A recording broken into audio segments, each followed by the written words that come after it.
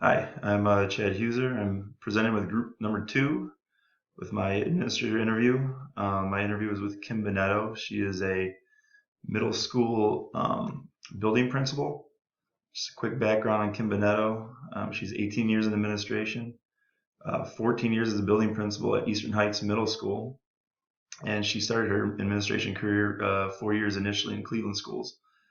Currently, she's the longest serving building principal at the middle school and high school level, so it's secondary level. A little background on Kim's school here. Her school is Eastern Heights Middle School. It's located in the Elyria City School District in Lorain County. It draws from two of the best performing grade schools in the district and one of the worst grade schools in the district, which is majority east side of town and south side of town. Students in her building are majority white. She's got a third of the population that are black students, but she does have a rising ESL population, which is pretty standard among the district at the moment. Her special ed students are about a fifth of her population, and she serves, which is the most diverse out of the middle schools at the high school, or sorry, in the Elyria City schools. She serves ED, SLD, and autism. And then the background as far as poverty levels, or high poverty or low middle class, and very little post-secondary schooling among parents. Eastern Heights Middle School was once viewed as the top middle school in the district. Their OAAs were the best. All the other middle schools and grade schools want to know what they were doing.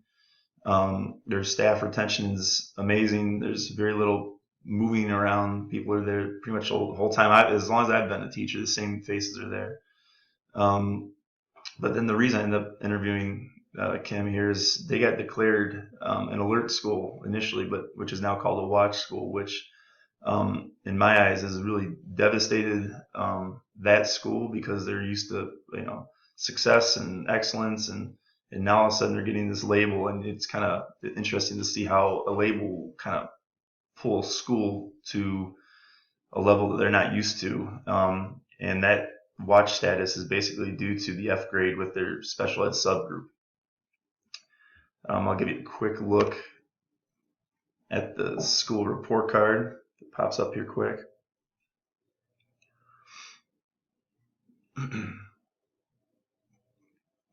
So here's a look at their report card.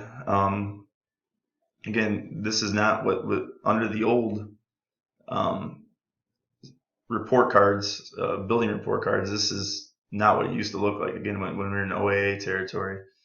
But if you look here, their value added, their overall is an F. Their gifted is a C, but their lowest 20 in achievements F, and their students with disabilities is F. And that students with disabilities has been there for a number of years now, which has made them become that watch school.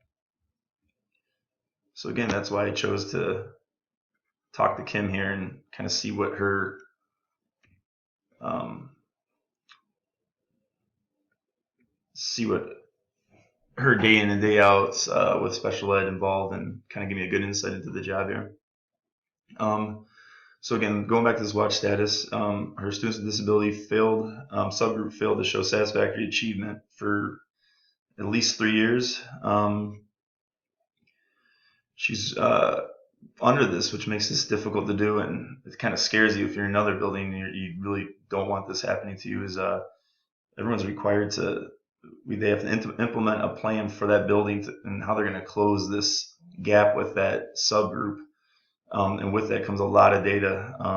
In my school, we do the data teams and the teacher-based teams and the BLTs and the DLTs and all that. But Eastern Heights is required to turn in basically every bit of data on every student. And they, talking to the teachers there and Kim, it's almost like every kid's on an IEP. Everyone's growth is measured, and it has to be sent to the state, and they have to show that they are achieving some sort of gap closing with the subgroup. So it's really tough. So that with your lesson planning, your collaboration, and all the other means you have, you also have to make sure that you are submitting data, or anything you do has to be measurable. It's kind of those SMART goals that if any of you guys have had any sort of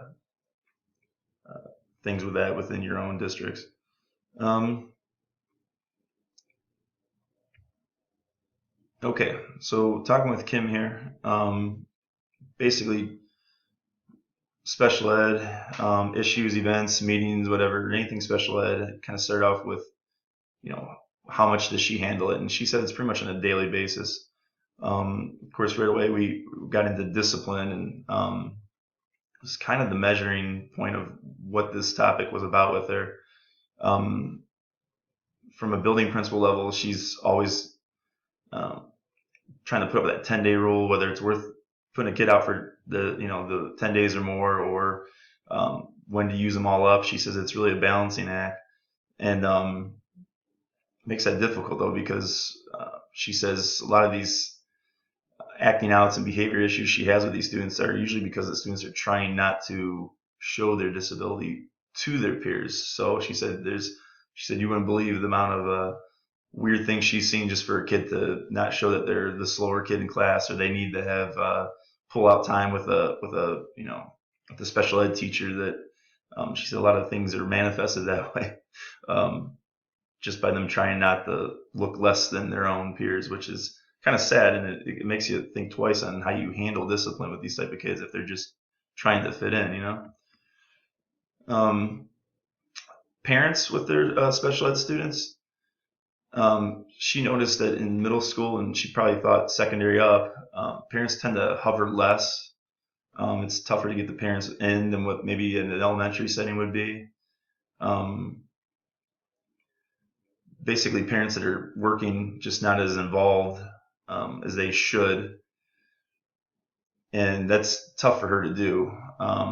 She said there's a lot of things that um, trying to get parents in to these meetings, or if the parent does come in, they have a disability themselves, so trying to explain things and all that. And she said basically the parental backing of the special ed part is the toughest part. And she said it's not necessarily just with that subgroup; it could be with most kids that are kind of entering that teenage years, and the parents are kind of a little bit more off from this.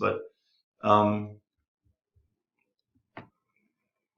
but with this, we kind of got to that fairness and care aspect of building principle, that when she tackles these problems, she kind of has this mantra that she thinks, how would she want this handled if she was that kid's parents, and she kind of takes that role with any of her students, but especially with special ed, and and then also the mindset that I'm kind of carrying on from this, that I'm going to remember for a long time, is this may be the parents' best they have to offer. She said that not every parent's bad. Some parents are just doing the best they can with work.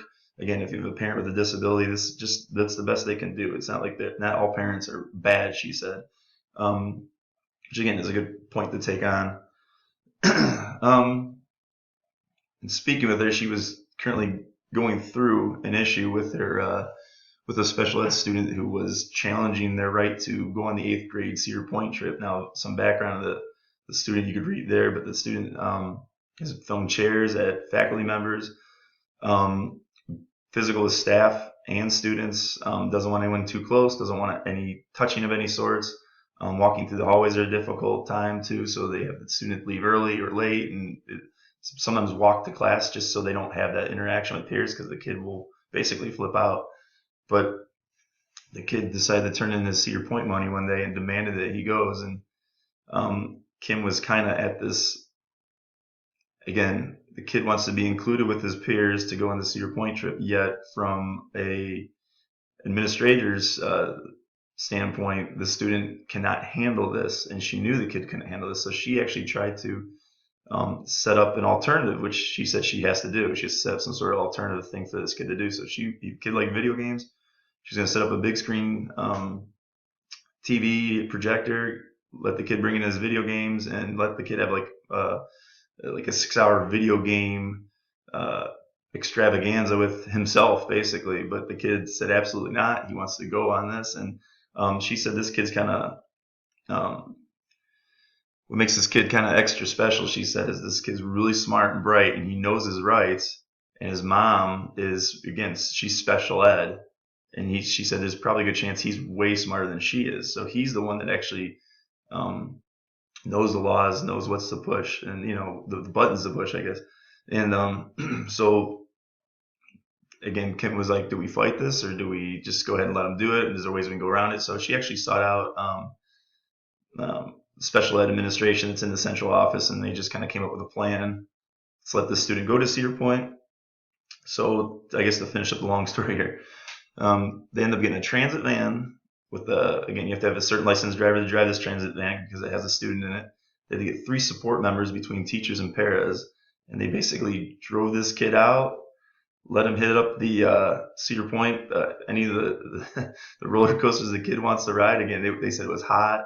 There's a ton of people there. The kid kind of did okay, and they both agreed that the student and the Kim agreed that he would come back earlier than normal. He wouldn't stay there the full long day. So I think he was back by like 2 or 3. So she said it worked out, but she was really afraid that with what this kid has done and is kind of blow ups on other kids, and with especially she said with the touching, she said if you bumped elbows with him, he would flip out. So she said it was all right. So that was one of those things that how do you take it? And she took the path to let the student do it, to accommodate the kid, and ended up working out instead of a big fight for special ed rights here. So so what's next for Eastern Heights Middle School?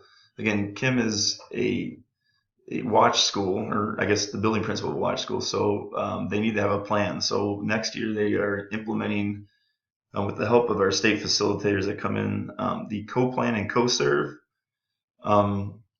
Basically allows, I guess it's more of a training to how do you co-plan with your inclusion teachers, because that's always a push. Oh, you guys should co-plan, you should co-teach, but they're more than just words. You actually have to train your staff. So she is doing the co-plan co-serve initiative next year, and as a district we're probably looking at her as the first example, the first model school doing this. And if it works out, I'm sure we'll all be doing this. So they also provide training by Beth Gowan, who's special to our district and helping out with just again the schools that are on watch. That's kind of the person that we help, that helps us improve and kind of look inwards and what we could do better as a building and as a district. Sorry. And then Kim wants to continue to build an intrinsic drive among her staff members. That's one thing she really has going there, is she has teachers that care. Again, they were the top school, now they're not. So instead of the teachers running out or taking on that mentality that they're just the bad school now, they're really set on getting put back on top again. Again, it's just with one subgroup that's putting them at this watch, which is kind of unfortunate. But again, we have to try to teach everyone, and if one subgroup's lacking, then you just can't let them. You have to do something. It's almost your moral right as a education service there that you need to improve with that subgroup. So that's my conclusion here. I have kids in bed, and parent-in-law is downstairs sleeping, so I thought I'd get this in real quick before everyone wakes up. But I want to thank Kim Bonetto for helping me out. Some of the takeaways from the interview is, again, how she treats her discipline with students is more of a parental part and what's best for the kid as far as a parent would want. Just how to keep going even though you're getting those report cards that say you're bad and you're not, and just to keep working forward and keep your head down and work hard. So a couple links here on this video if you want to see the report card. I'm sure you all know how to go to the ODE site, look up the report cards.